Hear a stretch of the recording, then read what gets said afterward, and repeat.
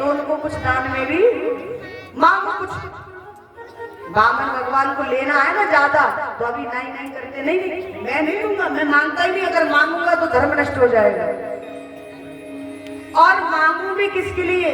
देखो विवाह हुआ नहीं, यदि विवाह हो जाता तो पत्नी बच्चों के लिए कुछ मांग लेता। अब अकेला हूँ, 2 टिक्कर सुबह खाता हूँ और 2 टिक्कर बलि। बोले आपका विवाह नहीं हुआ? बोले नहीं। तो एक काम करो प्रभु, मैं आपका विवाह करा देता हूँ। क्या कर देता हूँ? वामन भगवान बोले विवाह? बोले हाँ, किसी सुंदर सी ब्राह्मण की कन्या को देखूंगा और विवाह करा दूंगा। वामन भगवान बोले ठीक है करा देना, पर एक बात बता, जब तू विवाह कराएगा तो बहू आएगी घर में, और बहू घर में आएगी तो मेरे पास तो घर भी नहीं है जो मैं उसे घर में रख सकूं, क्योंकि मैं तो इधर उधर आश्रमों में रहता हूँ, कभी यहाँ रुक गया, कभी वहां रुक गया, कभी वहां रुक गया। फिर वो मेरी बहू जो होगी वो कहाँ रहेगी? तो दूसरे की लड़की को तो जगह चाहिए कि नहीं? अरे बोले प्रभु चिंता क्यों करते हो, आपके लिए मैं एक सुंदर सा महल बनवा दूंगा। अच्छा? बोले हाँ। तो फिर प्रभु ठीक है, अच्छी बात है। भगवान बोले तो इतना कर दोगे? बोले हाँ। तो वामन भगवान बोले जब पत्नी आएगी तो फिर बच्चे भी होंगे? बोले हाँ बिल्कुल होंगे। भगवान बोले उनकी पढ़ाई लिखाई कौन कराएगा? मेरी पढ़ाई लिखाई भी तो होनी है, अब मैं कमाता नहीं हूँ, फिर उनकी खर्चा कैसे चलेगा? अरे बोले चिंता क्यों करते हो, मेरे बाबा का स्कूल है ना हेड़ा कृषि विश्वविद्यालय, उसी में एडमिशन करा देंगे। बोले अच्छा? बोले हाँ। तो कहा कि भाई 8-10 तो बच्चे होंगे ही। ऐसा भी होता है कि कभी कभी उनमें से एक मर भी जाएगा। भाई जहाँ 2-4 बालक हैं, एक आध मर भी सकता है। भगवान के घर में कोई देखकर थोड़ी आया। तो बोले जब इतने बच्चे होंगे तो एक तो मर भी सकता। तो बोले हाँ प्रभु मर भी सकता है, भाई इसमें गारंटी नहीं है मेरी। तो बोले जब बालक मरेगा तो रोना भी पड़ेगा? बोले बिल्कुल रोना पड़ेगा। बोले बालक प्रभु आपका मरेगा तो रोने वाले किराए पर थोड़ी ला कर दूंगा, रोना तो आपको ही पड़ेगा। भगवान बोले भार में जाए ऐसे विवाह, जब विवाह को करने के बाद रोनो पड़े, ऐसे विवाह को करने से क्या फायदा? मैं विवाह नहीं करूंगा। राजा बलि बोले जैसे तैसे तो तैयार किए और अंत में आकर उसको भी मना कर दिया। अब जिद करता है नहीं नहीं कुछ तो मांगो। वामन भगवान बोले पहले ये बता मैं मांगूंगा तू दे देगा? बोले हाँ दे दूंगा। सही बता? बोले हाँ प्रभु दे दूंगा, मांगो तो सही। वामन भगवान बोले ऐसे नहीं, पहले संकल्प कर। क्या कर? संकल्प। देखिए जब व्यक्ति संकल्प कर देता है तो फिर वो बंध जाता है। यदि वो उस वस्तु का संकल्प करते, किसी भी वस्तु का, और वो चीज यदि दान में नहीं देता है तो समझ लो उसको पाप लगता है। उसका संकल्प कर, और संकल्प का जब नंबर आया तो जल लेने का। गुरुजी बैठकर देख रहे थे ये कौन है, भाई बार बार संकल्प की प्रेरणा कर रहा है। नेत्र बंद करके देखा तो साक्षात नारायण वामन बनकर बैठे। बलि से बोले जरा जरा, यहाँ एक तरफ ले गए। बोले देख ना ये वामन है ना त्रेपन है, ये साक्षात नारायण है, देवताओं के कार्य को सिद्ध करने के लिए, तुझे छलने के लिए आए हैं। मना करते, कहना लेने देने की कोई बात नहीं की, आगे चल करके करेंगे लेना देना। बलि बोले क्या कहते हो प्रभु, आप कैसे हो कि एक शिष्य को धर्म करने से रोक रहे, दान करने से रोक रहे? मैं ऐसा नहीं करूंगा। यदि ये कोई साधारण ब्राह्मण होगा तो कितना ले जाएगा? भाई खजाना भरा है दे दूंगा।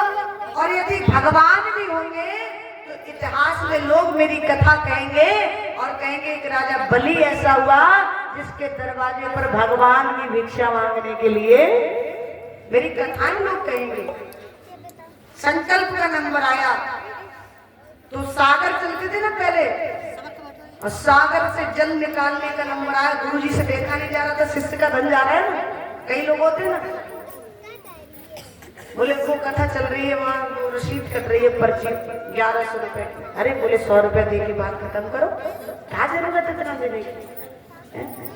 तो ऐसे ही शिष्य का धन जा रहा था और गुरु से देखा नहीं जा रहा, तो गुरु जी ने क्या किया, कीड़ा बन करके उसकी नोक में बैठ गए। अब जल ही ना निकले, वो जल को ले तो जल ना निकले। भगवान ने नेत्र बंद करके देखा तो शुक्राचार्य जी बैठे थे कीड़ा बनकर। भगवान बोले अच्छा। सो भगवान की बगल में कुसा लगा था ना, कुसा खींचा और खींच करके उसकी नोक में डाल दिया। जैसे डाला तो गुरु जी की एक आंख पधार गई। क्या हुआ, एक आंख जो दूसरों को दान करने से रोकते उनके साथ क्या होता है, समझ गए ना क्या होता है। हाँ, इसीलिए जितना आपसे है तो करो, पर यदि दूसरा कोई कर रहा है तो उसमें ये मत करो कि सामने नहीं, तुम क्यों कर रहे हो, अरे उसके पास से करने दो। संकल्प हुआ, भगवान बोले देख 3 पग भूमि लूंगा, न 3.5 न 4.5। और राजन तू ये सोचे कि मैं तेरे पैर से लूंगा, मैं स्वयं अपने पग से नापूंगा। वामन भगवान बोले राजा बलि बोला इन लो रहे बामन के, बामन मांगना भी नहीं आया। 52 अंगुल के तो पूरे 52 अंगुल के थे भगवान। अब 3 पग भूमि में कितनी भूमि आ जाएगी, कितनी जगह, बोले इतनी जगह भी नहीं आएगी कि आप ठीक से बैठ भी पाओ आसन डाल। भगवान मन ही मन बोले पहले संकल्प तो कर। बोला वैसे तो देने की बहुत इच्छा थी, ना जाने क्या क्या देता, पर तुम लेना ही नहीं चाहते तो ठीक है, मैंने 3 पग भूमि दी, संकल्प कर दिया। भगवान ने कहा ठीक है, और तुरंत भगवान ने क्या किया, राजा से कहा राजा नेत्र बंद करना। नेत्र बंद की तो भगवान ने विराट रूप धारण कर लिया। बोले विराट भगवान। अब तो राजा बलि इतना सा लग रहा है भगवान, अब बलि ऊपर से नीचे देखे कि अभी तो इतने से थे, अब इतने से कैसे हो गए। भगवान बोले बता कहां से शुरुआत करूं, कहां से नापू। बोला प्रभु जहां से आपकी इच्छा करे। भगवान ने एक पग रखा, एक पग में भगवान ने वैकुंठ तक पहुंच गया, स्वर्गलोक तक। और ब्रह्मा जी ने तुरंत कमंडल में धोकर रख लिया। वही गंगा है, विष्णु पदाम्बुज कहते हैं, विष्णु जी की चरण से निकली वही गंगा ब्रह्मा जी ने धोकर रखनी थी कमंडल में, जो भागीरथ लेकर के आए। और एक पग से 1 लोक 2 लोक नाप लिए, 3 लोक नप गए, 2 पग से 1 रह गया। अब बोले 3 पग भूमि की बात हुई है ना, अभी 2 ही नापा है मैंने, 3 लोक नप गए। अब ये बता तीसरा जन कहाँ रखूं, अब जगह ही नहीं तो कहाँ रखे। अब ऊपर से नीचे देखे, भगवान बोले काम करो उसको बंदी बनाओ, बड़ा दानी बनता है, मांगो मांगो मांगो। मांगने का नंबर आया तो 3 पग भूमि भी पूरी नहीं कर पाया।